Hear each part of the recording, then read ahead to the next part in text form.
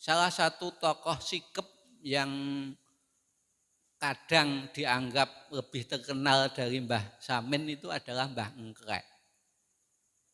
Mbah Engkrek Klopo Dhuwur, ya. Mbah Engkrek itu mengalami periode Perang Surabaya dan Perang Genuk. Berarti tahun 47. Mbah Engkrek itu dekat dengan Mbah Kiai Nadori Gusten. Di Gusten itu ada mursid Thariqah Naksabandi, Suwuke Mandi waktu itu. Itu Mbah Nadori. Diceritakan oleh orang Jasem itu kitab Tapel Adame Simbae dia itu pernah dipinjem oleh Mbah Nadori. Kaitan dengan Mbah Engkrek dengan Mbah Nadori itu bersahabat. Bahkan Mbah Engkrek punya nama santri, panggilan santri. Namanya Mbah Mak. Mbah Maksum apa siapa gitu, panggilan santri. Terus rumahnya Mbah Engkrek itu menjadi masjid di Klopo Dhuwur. Di dekatnya rumahnya Suhada yang anggota DPR itu, ya, di situ masjidnya itu soko gurunya itu dulu rumahnya Mbah Engkrek. Assalamualaikum warahmatullahi wabarakatuh. Saya Zen dari Ngawen. Sama nambahin tadi ya yang soal tabel Adam itu, setahu saya pernah belajar itu gini apa? Bahwa Samin itu kan masyarakat adat gitu ya. Dan waktu saya belajar hukum adat itu masyarakat adat salah satu karakteristiknya itu hukum adat itu tidak tertulis gitu. Itu gitu. Mungkin kalau nanti hukum adat itu tertulis mungkin jadi beda lagi statusnya masyarakat adat itu. Tapi sebenarnya bukan itu yang saya mau tanyakan. Saya mau tanya ini. Tadi Pak Madun bilang bahwasanya dahulu Mbah Samin itu memandang bahwa kaum bangsawan, priai itu adalah semacam musuh gitu dan harus dijauhi gitu kan ya. Dan kita tahu bahwasanya sedulur sikep tadi itu kuat dalam memegang prinsip. Yang saya mau tanyakan, menurut pengamatan Pak Madun, bagaimana sedulur sikep masa kini, sedulur sikep yang sekarang itu memandang kaum bangsawan dan priai. Itu. Terima kasih. Ya, terima kasih. Putrane Pak Masyhud Ngawen. Ponakane Pak Ngok gitu ya.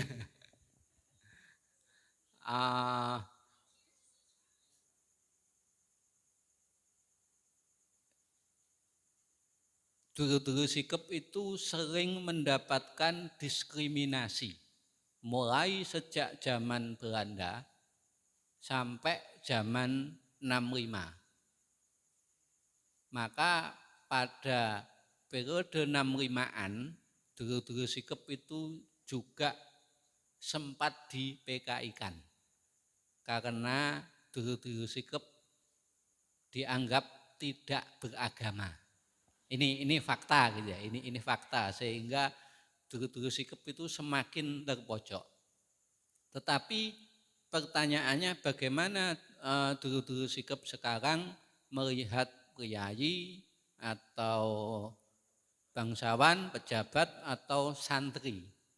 Itu mayoritas menurut saya sudah sangat baik. Sudah tidak ada melihat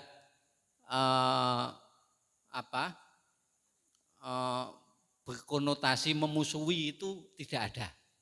Menurut saya yang saya rasakan begitu.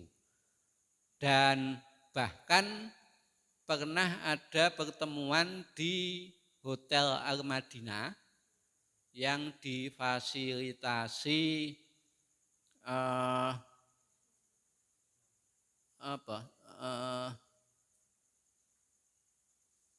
NGO-nya putrine Gus Dur napa? Wahid Institute. Ya, Wahid Institute itu memfasilitasi pertemuan di Al-Madinah berkaitan dengan pencatatan administratif dulu-dulu sikap. Karena masing-masing pihak tidak mungkin memaksakan, maka di situ muncul 3 macam.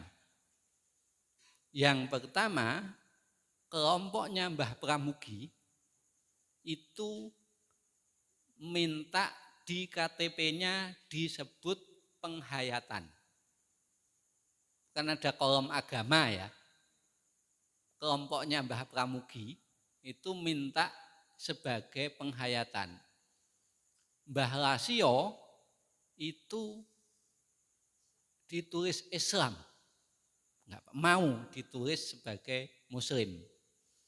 Sementara yang di Menden itu minta dikosongkan atau ditulis agama Adam. Jadi di antara mereka dalam hal ini memang 100 tahun ditransformasikan hanya dengan lisan, ini mesti ada perbedaan penafsiran, ada distorsi, sehingga fakta yang pernah muncul itu. Di Blora aja ada 3 itu. Kemudian kira-kira kalau ini ditarik di Bojonegoro, menurut saya akan cenderung mengatakan mereka nyaman dikatakan Muslim. Karena istrinya Mas Bambang itu juga jilbaban. Foto-foto dulu-dulu sikap di Bojonegoro yang perempuan, yang muda-muda itu juga jilbaban. Kalau di Sukolilo dan Kudus, yang Kudus kampungnya bapaknya Mas Gun, itu pernah melakukan upaya agar di KTP-nya ditulis agama Adam atau dikosongkan. Di luar itu ada wawancara Mas Kokok Kotak dengan seorang tokoh Samin Jasem Banjar sini, Badong utara, timurnya Badong. Itu mereka mengatakan dia mengatakan bahwa Saminisme atau sikap itu adalah turunan dari ajaran Syekh Siti Jenar, yang artinya itu sikap itu ya Islam ala Syekh Siti Jenar. Jadi memang ada banyak sekali varian tentang sikap. Nah, kemarin saya ketemu dengan Mas Gun dan istrinya di rumahnya Mas Kokok Kotak. Mas Gun menyampaikan sikap iku piye Mas? Jane sikap pripun ya Mas Gun? Mas Gun memberi batasan. Batasannya menurut saya menarik. Nyekolahno anake ora. Jadi kalau menyekolahkan anaknya itu berarti bukan sikap. Nyekolahno anake ora. Kalau Mas Jamil sikap, kemudian Mas Jamil punya anak dan anaknya disekolahkan, Mas Jamil sudah bukan sikap. Celana dawa ora. Nek celana pendek ya. Ini. Kalau ada orang sikap celananya panjang sehingga tidak memungkinkan untuk beraktivitas di sawah, itu berarti dudu. Itu sudah bukan sikap. Yang pertama disebut bujur wera. Jadi orang sikep itu mesti cocok mbak iki kan. Tipe setia. Jadi pertama yang disebut bujur wera. Nyekolahno anake ora. Celana dawa ora, nganggo songkok ora. Jadi itu menurutnya secara tegas Mas Gun itu secara tegas santri dengan sikep itu hal yang beda. Sementara tokoh sikep di Jasem itu mengatakan sikep itu turunan dari Islam ala Syekh Siti Jenar. Kemudian saya pernah tanya ke Mbah Lasio dan ada orang lain majulisan sama Mbah Lasio, mungkin enggak santri itu juga menjadi sikep? Jawabannya mungkin. Jawabannya begitu. Jadi memang ada varian yang sangat banyak. Saya juga sempat ketemu mantan lurah Jurang Jero yang cerita bahwa kenapa mbah-mbahnya tinggal di puncak gunung di Bogorjo, karena memang menghindari pajak. Aslinya Banjar, untuk menghindari pajak dia milih tinggal di pegunungan yang jauh dari pusat kota, sehingga tidak akan diparani pejabat untuk dimintai pajak. Dia juga menyatakan bahwa dulu orang sikep itu tidak suka dengan santri maupun priayi. Tetapi hari ini keturunan orang sikep di Ngoloyo itu ada beberapa yang sudah hafid dan jadi kiai kampung di sana. Di Ngoloyo gitu. Mungkin dia mbak apa orang tuanya itu masih sikep, tapi dia nyantri sampai hafid dan sampai menjadi kiai kampung di sekitar Ngoloyo gitu. Itu tambahan saya. Mungkin yang lain.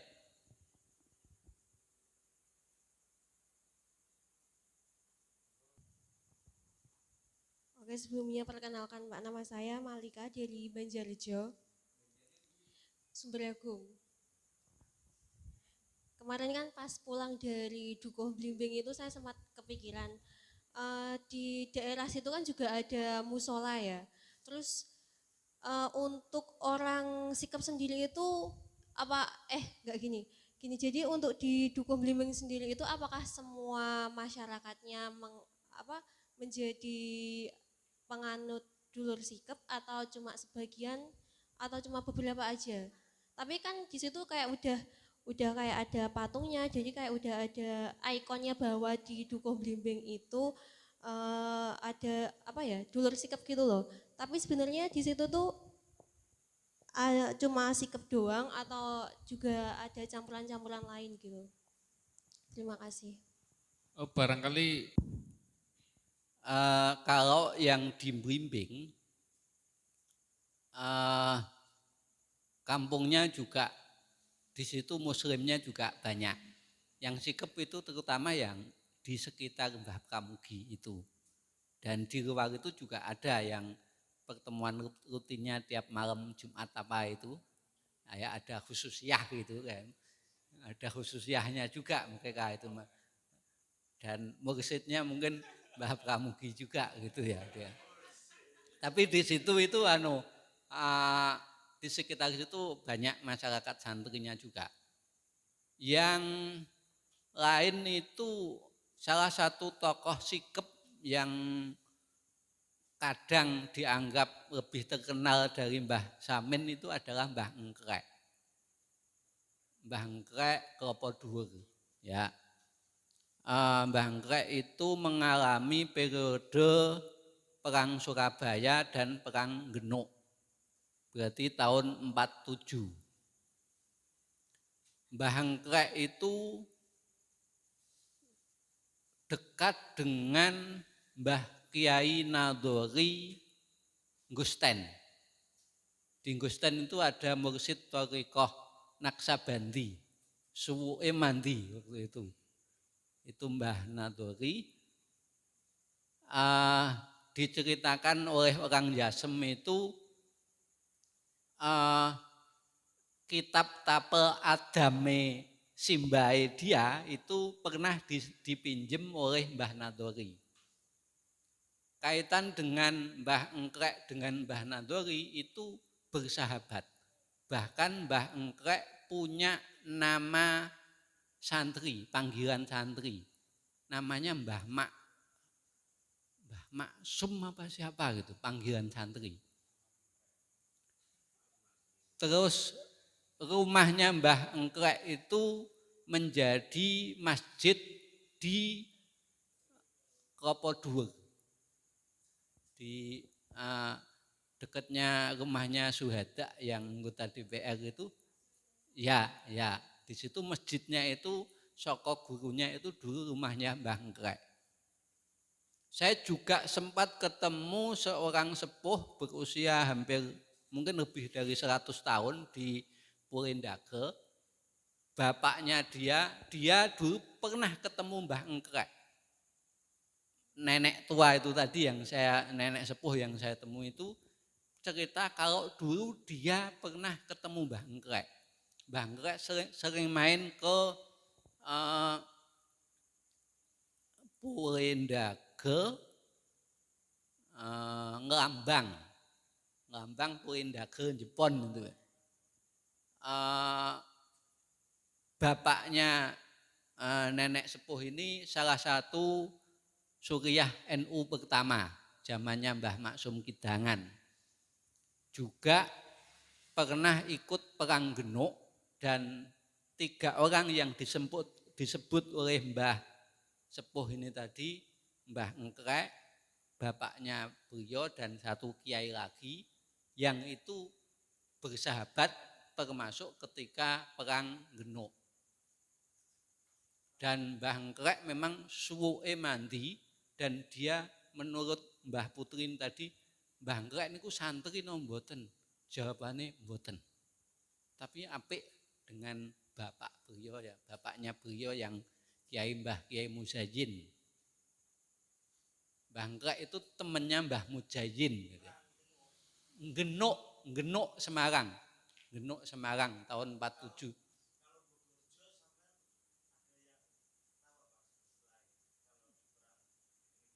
Kelihatannya itu kalau nama-nama itu secara detail saya kurang tahu, tetapi bahwa Bogorjo, Jepon, Kidangan, Tempel itu waktu itu adalah distriknya itu distrik Jepon. Kalau bicara tentang sejarah NU Blora memang dimulai dari putaran itu, sehingga tahun 47-48 ketika terjadi banyak gejolak itu beberapa kiai ikut perang. Di antaranya Bogorjo, Ngelambang, Purindake, Tempel Mbah Muntaha Tempel mriki. Jadi kaitannya dengan itu tadi memang variasinya saya enggak tahu. Di antara mereka kok banyak yang perbedaannya agak ekstrim. Yang satu sudah mulai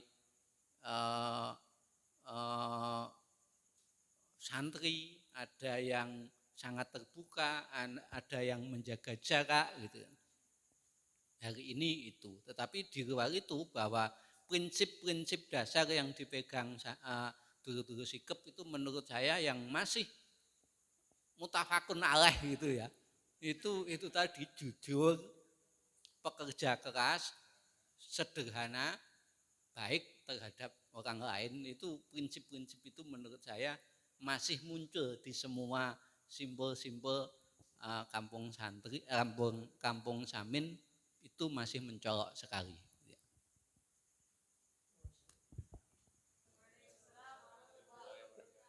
niki kula cuma kepengen ngertos mawon nggih. Sedulur sikap yang ada di Kabupaten Blora itu rata yang masih kelompok, maksudnya yang masih pengikutnya banyak. Kalau di daerah Blora itu kan sak ngertose kula kan sedulur sikap kan di mana-mana tempat ada. Di Blimbing, Gandu, Blimbing, terus di Menden, di Klopo Dhuwur, rata-rata sudah individu atau kelompok. Kalau yang mayoritas kelompok masih banyak itu di daerah mana sepengetahuan jenengan? Yang masih berkelompok dalam jumlah banyak itu di 3 titik itu tadi, Blimbing, Klopo Dhuwur, dan Menden.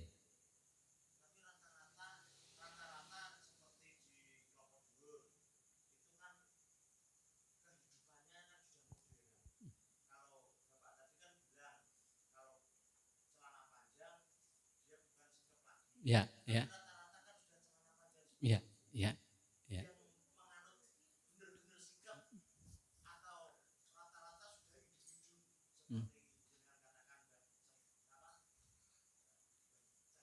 Ya, ya. Ya. Kalau yang kelompok yang benar-benar masih murni sikap mungkin ada yang bilang ya. Di sini ada kesulitan. Murni sing piye itu juga Dalam niku tidak pakai celana panjang dan dia tidak menyekolahkan anaknya itu tadi. ya. Rata-rata kan sudah dengan adanya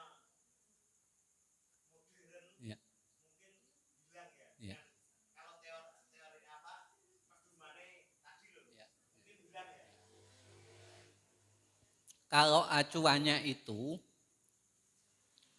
tidak menyekolahkan anak, tidak bercelana panjang, hanya khusus di tani, tidak dagang, tidak jasa, tidak pegawai, itu menurut saya yang masih begitu itu di Pati, di Sukolilo, di Blora itu di Menden, di Tambak ya, di Tambak Sumber Menden ada perkampungan satu lokal masih sekelompok berapa puluh rumah saya kurang tahu, tetapi sekitar satu RT kecil itu masih begitu.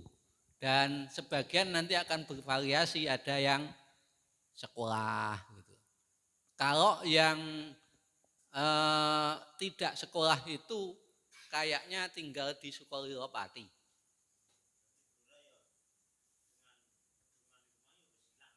Ya, karena penjelasan mereka, kenapa mereka dulu tidak sekolah, karena sekolah itu adalah kegiatannya rondo. Maka dia tidak mau sekolah. Maka ketika sekarang sudah merdeka, hukum sekolah sudah ada nasah mansuh gitu ya.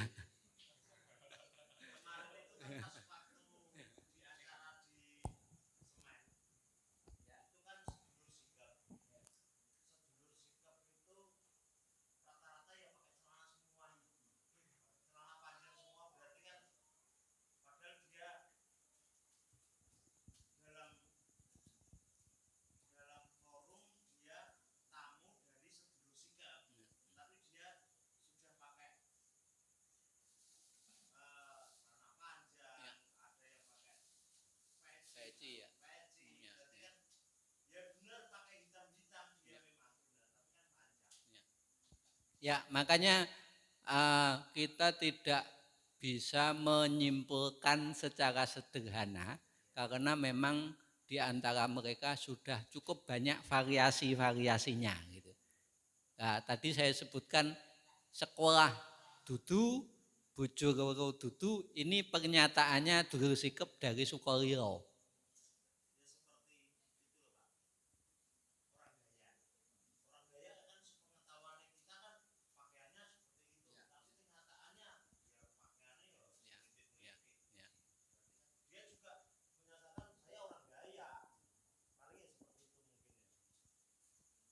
Eh, yang menjadi pasti bahwa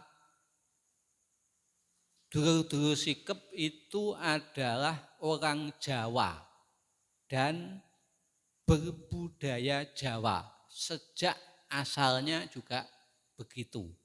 Dan sampai hari ini juga masih mengakui bahwa saya ini orang Jawa. Maka apa yang diugemi dia adalah apa yang diugemi versi mereka tentang cara hidup orang Jawa. Nah, dalam hal tertentu memang masih ada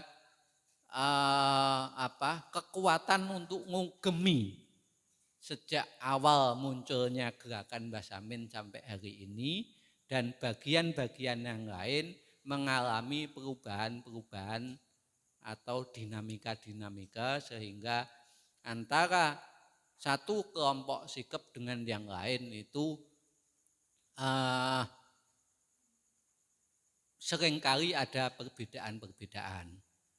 Memang banyak hal di luar Dulur Sikep yang baik secara sengaja atau tidak sengaja itu memecah belah Dulur-dulur Sikep. Kayak kasus pabrik semen.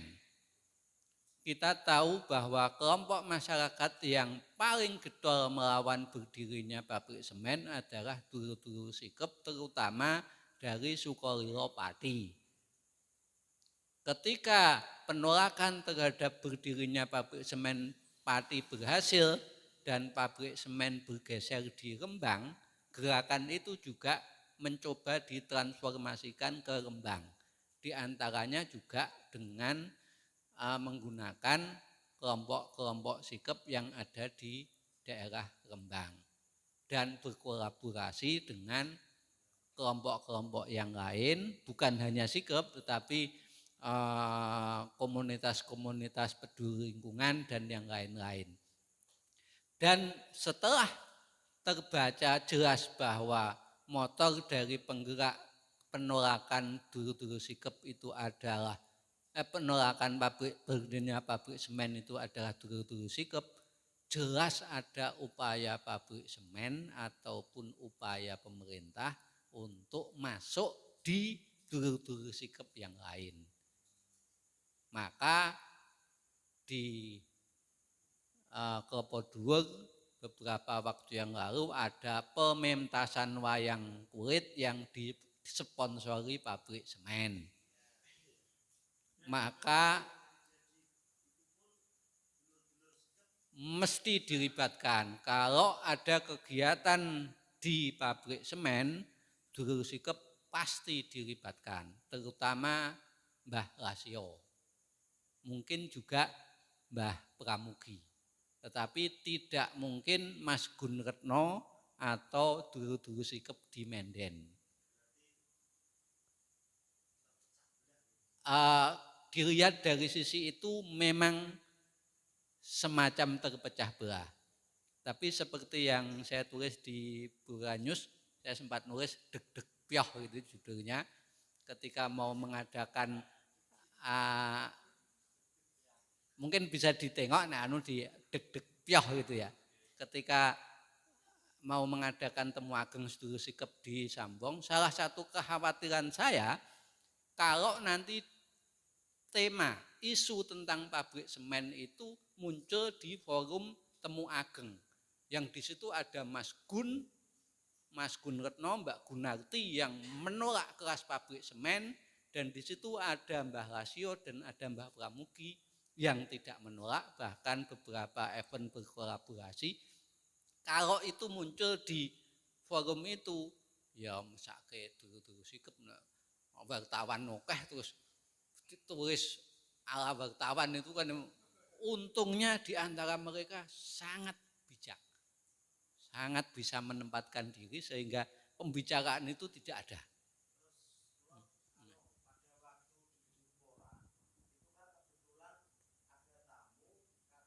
Pakai mic Mas.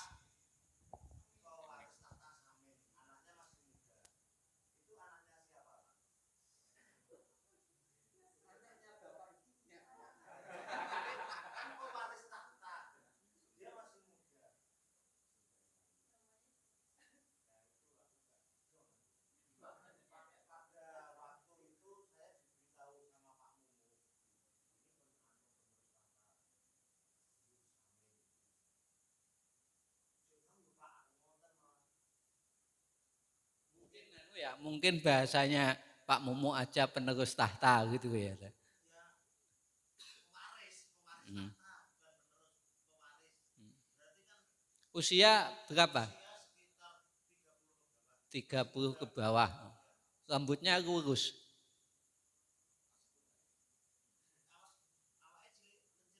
Ya.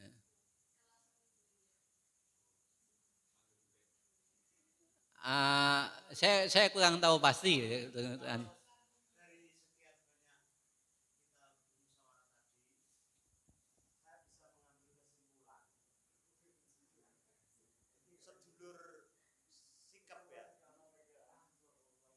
Sedulur sikap berarti dia masih mengakui dan dia masih kepingin diakui sedulur sikap.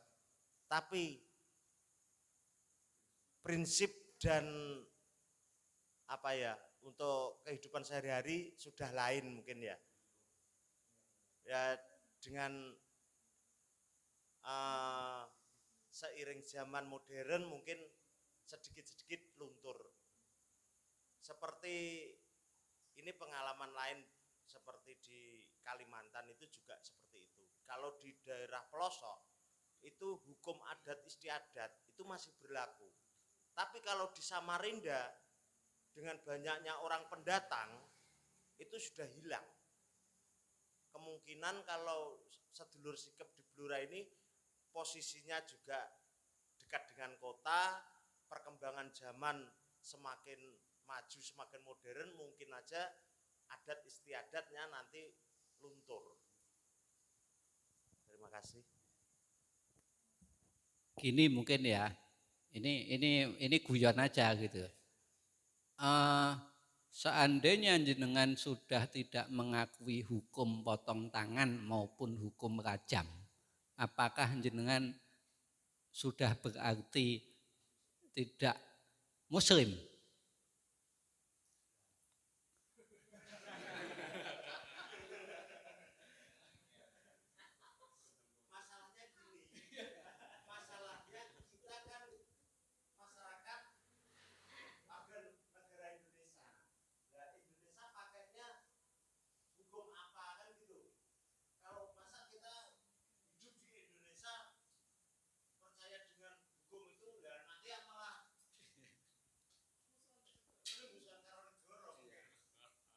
Ya mungkin begitu, mungkin dulu-dulu sikap tidak mau bermusuhan dengan negara maupun kelompok muslim hari ini gitu.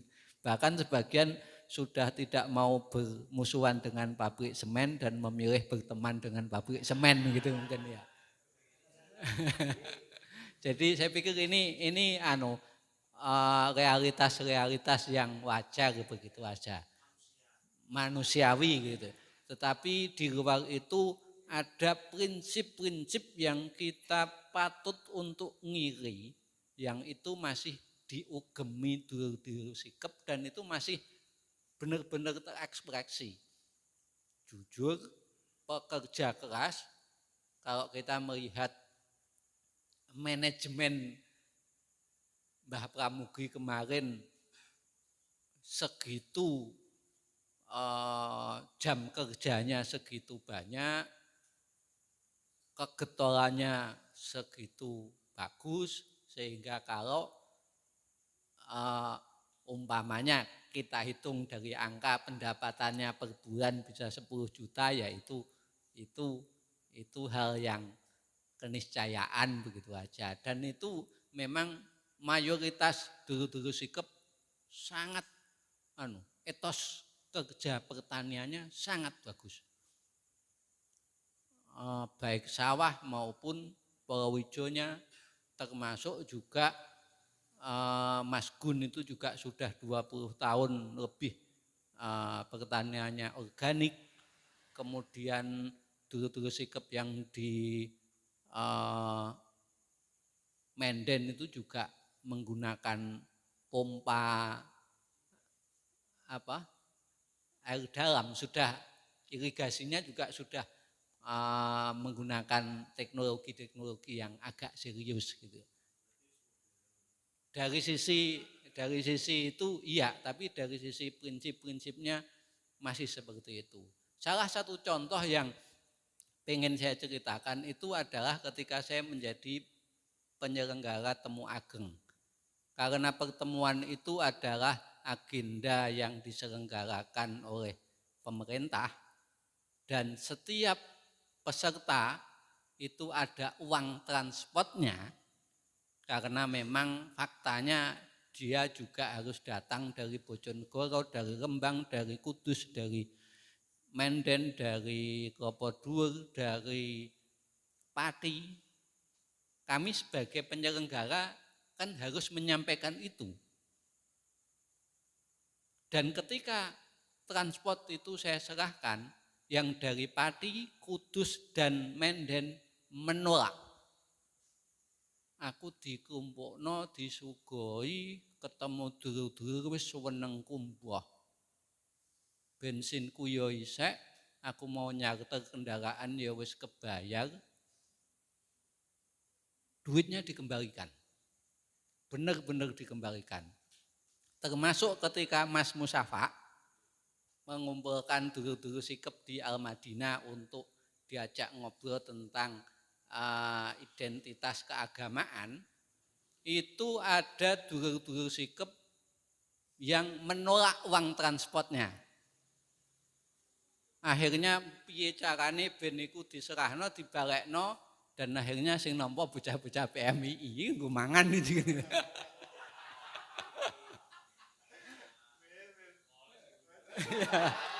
Iya gitu. Dan itu kayaknya itu sudah agak aneh gitu.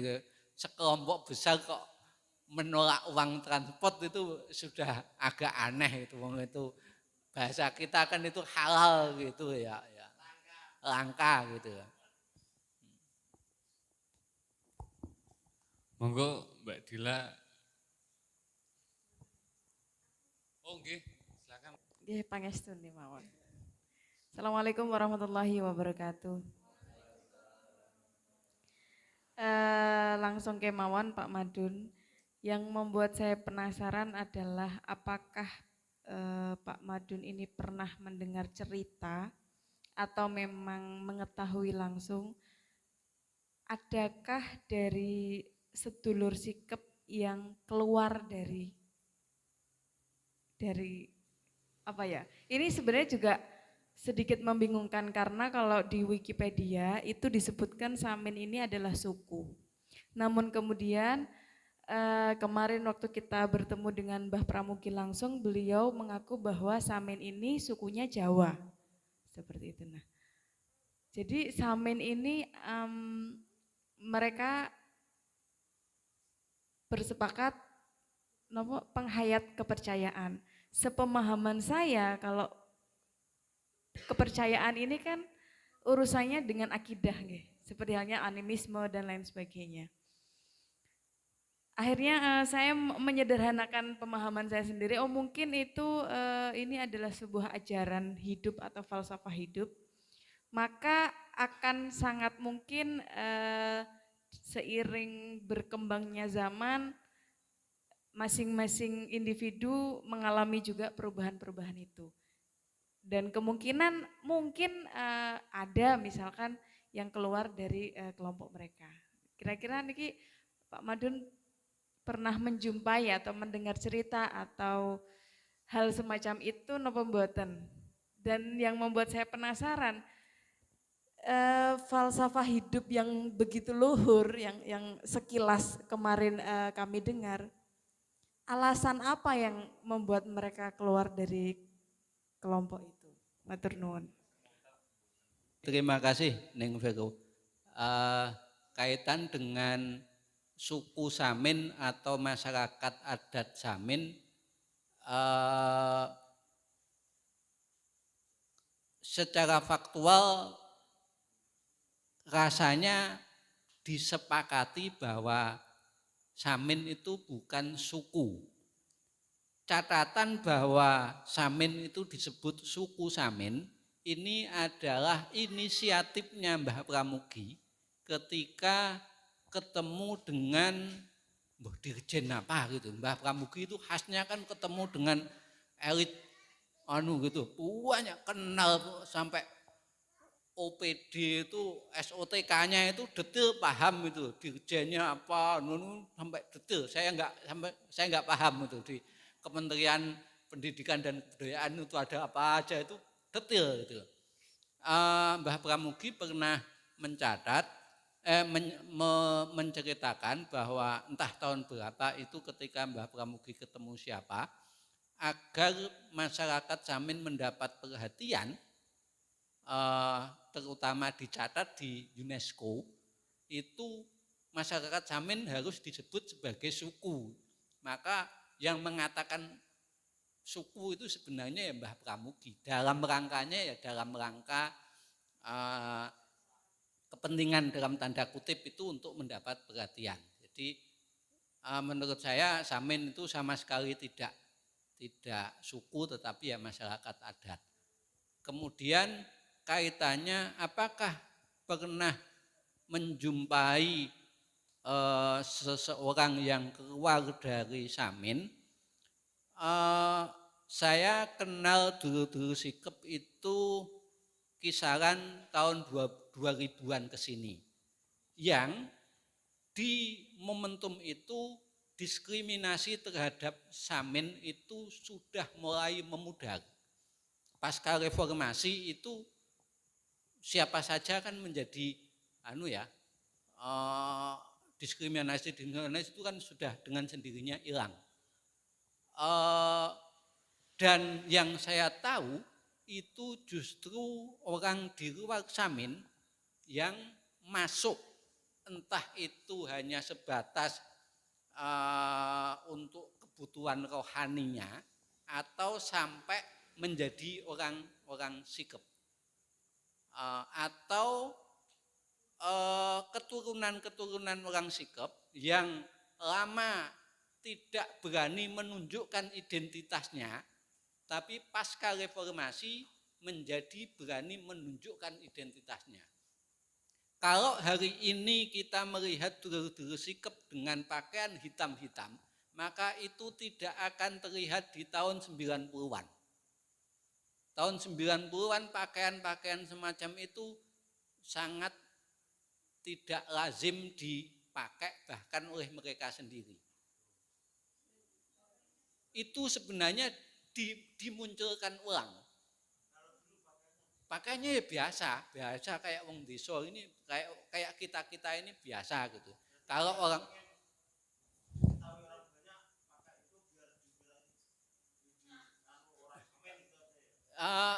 karena sekarang tidak ada tekanan-tekanan sehingga dia muncul kebanggaan gitu.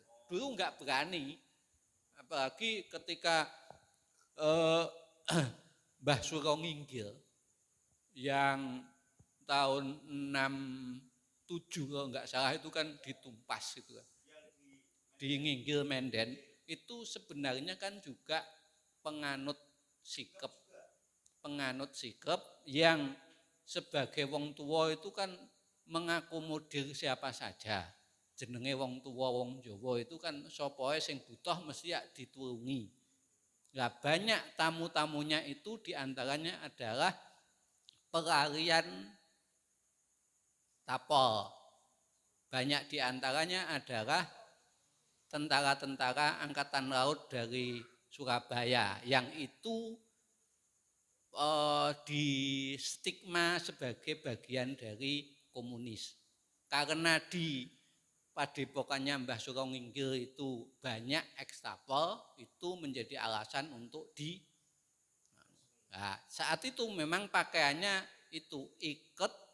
PKI itu diartikan apa ya? Iket pakai kentes pakainya itu di luar itu di apa ya? Di istilah di apa ya? Bahwa mereka itu wong PKI. Buktine apa? Buktine PKI, P kuwi apa, K apa, I itu apa gitu. Jadi sampai model begitu gitu. Terus kaitannya apakah ada yang keluar dari sikap? Saya belum pernah ketemu yang langsung atau orang yang mengakui saya dulu sikap, sekarang tidak. Saya belum pernah mengakui itu, yang belum pernah ketemu langsung itu, tetapi saya pernah mendengar statement seandainya seseorang sikap yang dia tadinya di rumahnya Menden, kemudian dia bekerja sebagai buruh kasar, umpamanya tukang batu ning Jakarta, itu artinya dia sudah keluar dari sikap. Itu statement orang sikap begitu ya. Tapi saya tidak ngerti yang dimaksud itu siapa-siapa, tidak pernah ketemu. Tapi di antara mereka ada yang mengatakan kalau orang sikap yang tadinya itu petani kemudian beralih profesi menjadi tukang kayu, tukang batu dan kerja di Jakarta, itu artinya dia keluar dari sikap. Atau ketika seorang sikap terus poligami, itu artinya dia keluar dari sikap. Itu statement dia bukan kasus anunya, tapi statementnya begitu. Tetapi angka yang lebih banyak menurut saya, fenomena yang banyak, dulur-dulur penghayatan itu banyak yang ikut rutinan di Mbah Lasio. Dan secara administrasi kependudukan ya mereka Muslim, tetapi ikut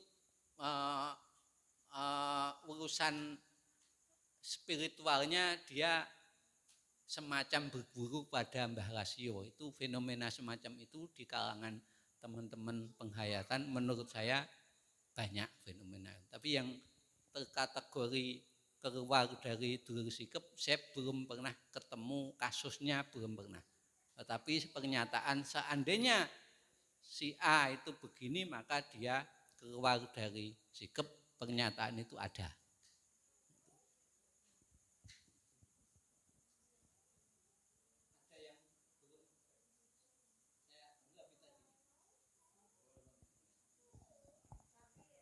Itu terlihat sekali di Sukolilo dan di Menden. Di yang lain-lain saya belum melihat ya. Tapi di Sukolilo itu saya sempat ditelepon Mas Gun untuk dimintai tolong piye carane supaya dulur-dulur sikap Menden itu ketika merawat jenazah itu bisa dilakukan dengan cara sikap. Ini dalam jangka waktu yang cukup panjang sebenarnya tata cara perawatan jenazah itu sudah tidak pernah dipakai. Terakhir yang kelihatan itu di Sukolilo Mbah Tarno itu dirawat secara punya cara sendiri. Ketika orang sikap itu kalau meninggal kan bahasanya salin kelambi,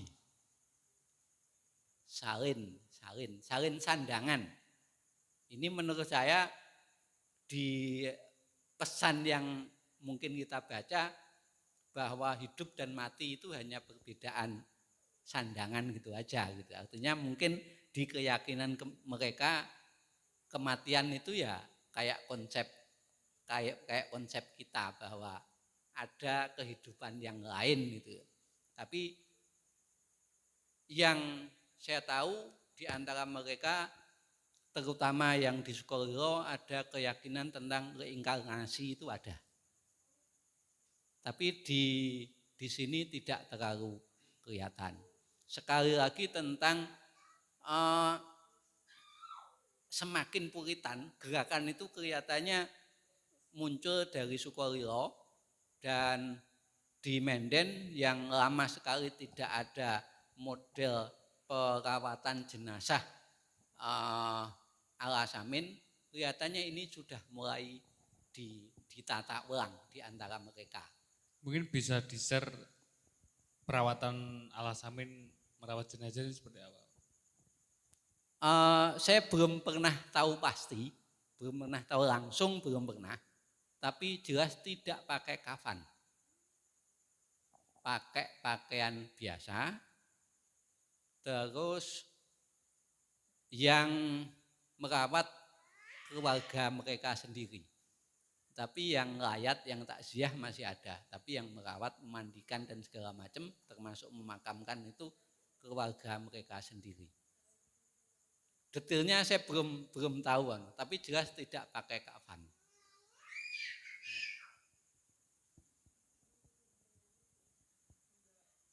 Dan itu mungkin tidak terjadi di sebelum 2000-an mungkin perawatan jenazah dengan cara semacam itu tidak pernah dilakukan, sampai-sampai di antara mereka juga tidak tahu bahwa fikih dia begitu. Dan sekarang ada yang mencoba menghidupkan lagi fikih mereka. Secara khusus saya dimintai tolong Mas Gun, terus saya kepikiran kalau memang serius saya perlu mempertemukan tokoh-tokoh sikep dengan NU dalam hal ini untuk bahsul masail. Menurut saya harus begitu. Nah, kalau itu jelas bahwa sikep itu bukan muslim, saya pikir kan no problem gitu. Tapi kalau itu ternyata sikep muslim, ya mesti kan ada kerancuan.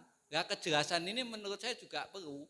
Kalau terjadi dialog antara tokoh sikep dengan kiai, nanti kita bahas masailkan, saya pikir nanti akan muncul rekomendasi dari NU. Saya kepengennya begitu. Ada satu yang menarik.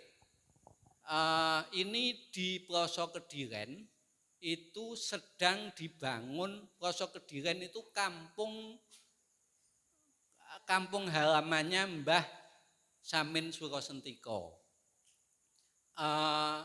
Hari ini sedang dibangun pendopo.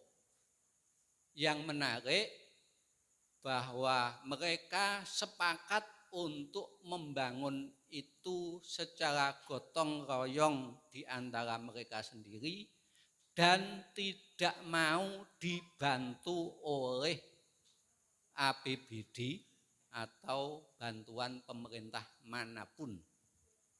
Kemarin saya diundang Mas Gun untuk ngobrol sama Mas Koko Kotak, diminta ketemu Mas Harib Rohman. Dulu-dulu sikep memberi kabar, menginformasikan kalau mereka akan membangun pendopo, minta izinnya kepada bupati sebagai sesepuh kabupaten dan menyatakan akan gotong royong membangun itu. Tidak menginginkan bantuan dari pemerintah, tapi seandainya bupati menyumbang secara pribadi mau menerima. Terus saya coba ngegohke gimana kalau pendoponya itu yang bangun dulu-dulu sikep, tapi infrastruktur menuju kampung itu jalannya di paving atau di selokannya didandani itu nek dikerjakan pemerintah pripun nek kuwi gak masalah nek iku gitu. Jadi tapi yang pendoponya sendiri itu mereka tidak mau menerima bantuan dari pemerintah. Ini juga berbeda dengan di tempat lain, di Kudus, di salah satu kampung di Kudus ada tokoh Samin yang sangat mengidolakan Mbah Pramugi, termasuk membayangkan bagaimana iso nggothek proyek ben ning kampunge kono ngadeg pendopo kaya pendopone Mbah Pramugi. Ini di Sukolilo, di Kudus begitu. Yang aneh di Sukolilo ketika saya berkunjung ke Sukolilo karena saya bareng dengan orang Dinpora itu minta izin ke kelurahan, itu diarahkan pada sedulur sikep yang berbeda dengan Mas Gun. Di Sukolilo juga ada dua kelompok, yang satu yang melawan pabrik semen, yang satu yang tidak. Ketika saya kepingin ketemu Mas Gun itu agak dihalang-halangi dan diarahkan ketemu sedulur sikep yang sebelahnya gitu.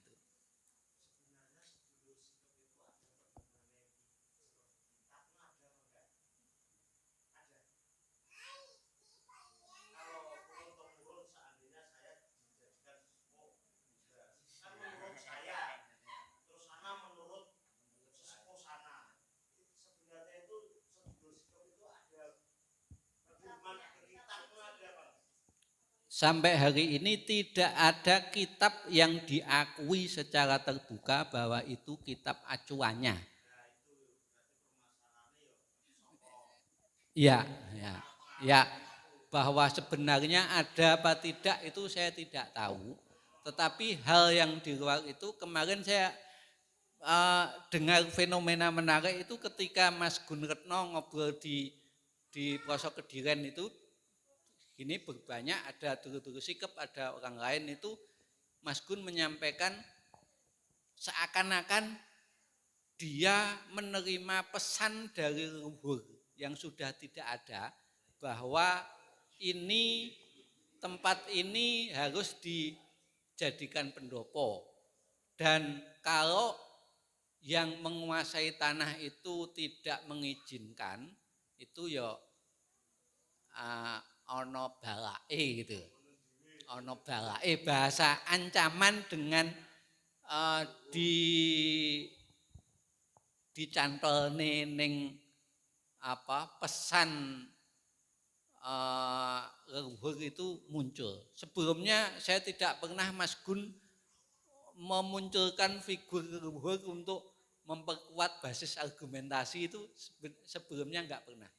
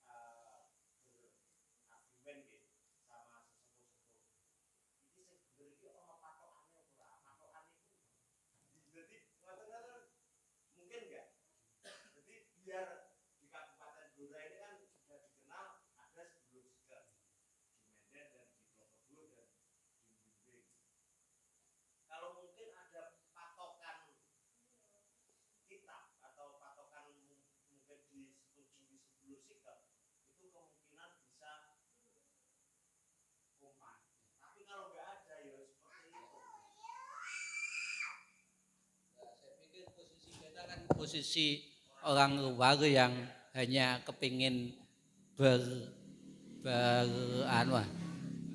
berinteraksi dengan mereka begitu aja.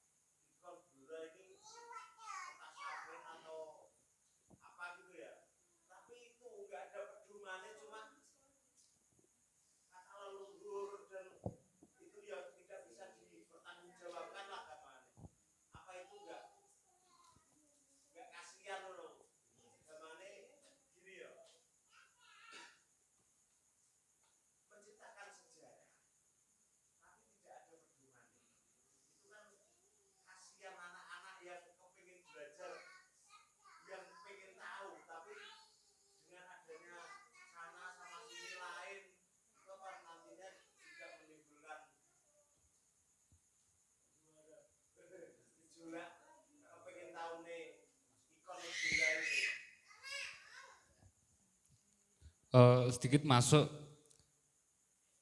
mungkin bisa menyambung pada diskusi kita kemarin dengan Mbah Pramugi di Sambong itu memang tidak mengatakan secara lantang bagaimana dan apa itu pedoman hidupnya. Apakah ada kitab-kitab suci atau semacam yo inilah pedomannya itu apa itu belum diucapkan atau mungkin karena keterbatasan dialektika ketika itu ya. Tapi sedikit menyampaikan bahwa tujuan hidup orang Samin itu demen, demen itu seneng. Dan itu pun juga masih kurang, seneng belum tentu demen, tapi kalau demen itu sudah pasti seneng. Kemudian ada becik, kebaikan ya, terus rukun dan seger waras. Kemudian lah ini larangannya, ini sepintas saja larangannya ora pareng jrengki. Jrengki ini jahil atau jahat. Terus srei atau srekal ini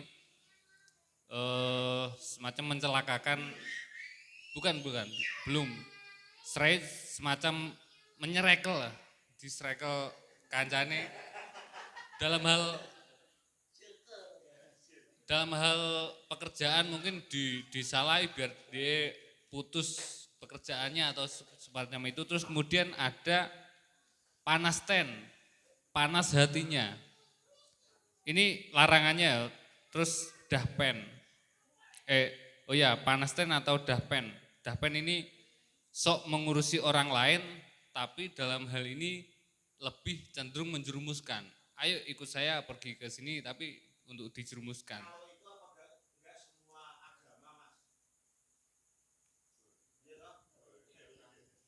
Nah, ini versinya Mbah Pramugi. Patokan hidupnya yaitu yang pertama ucapan. Ucapan yang ini disambungkan tadi Pak Dahlan Muhammadun yaitu jujur ucapannya. Terus ada 3 nih, ucapan, partikel, dan kelakuan. Ucap itu ya ucapan sangat-sangat jujur dalam memahami bentuk konstruksi paragraf. Partikel ini pikiran. Terus kemudian ada yang terakhir itu kelakuan. Mungkin Ya, jadi memang begini, ada hal-hal yang bersifat universal, ada yang bersifat spesifik. Universal nilai-nilai kebaikan agama manapun, kelompok manapun, ajaran manapun ada yang bersifat universal, tetapi ada yang bersifat spesifik. Ini saya pikir juga terjadi di agama-agama yang ada yang kita kenal. Kemudian kaitannya dengan patokan, memang tidak ada dokumen kitab yang berupa manuskrip gitu ya, yang ditunjukkan kepada kita. Adanya dokumen-dokumen yang bisa diartikan bahwa itu kitab patokan. Tetapi Mbah Pramugi sempat menyusun tulisan setebal segini tentang sejarah maupun prinsip-prinsip sikap. Di luar itu yang di Bojonegoro juga punya menulis. Tulisannya Mbah Pramugi menurut saya kalau dibaca secara dibaca orang kampus gitu ya, banyak hal yang memang terpatahkan, apalagi salah menyebut kayak NU tahun 33, Muhammadiyah tahun 11 gitu ya. Ya layak kita menyimpulkan bahwa ya sebagian pemahaman atau pengertian Mbah Pramugi ada yang miss gitu. Tetapi yang khas di Bojonegoro itu dia mengakui kalau memegang kitab yang menjadi patokan sedulur sikep. Tetapi tidak boleh ditunjukkan baik kepada orang lain maupun kepada dulur-dulur sikep di luar kelompok dia yang di Jepang, Margomulyo, Bojonegoro. Dia mbah siapa itu saya lupa, itu mengakui punya kitabnya. Kemudian ada salinannya tulisan yang sudah berbentuk bahasa Indonesia, tetapi kitab itu tidak boleh ditunjukkan kepada orang lain. Angel ya. Oke, tentu diskusi pada malam ini lebih menarik ya. Ya karena kita sendiri sama-sama belum tahu sejatinya Samin ini seperti apa. Terus kemudian ini gimana, mau kita lanjutkan sampai subuh atau nambah beberapa menit? Kabar.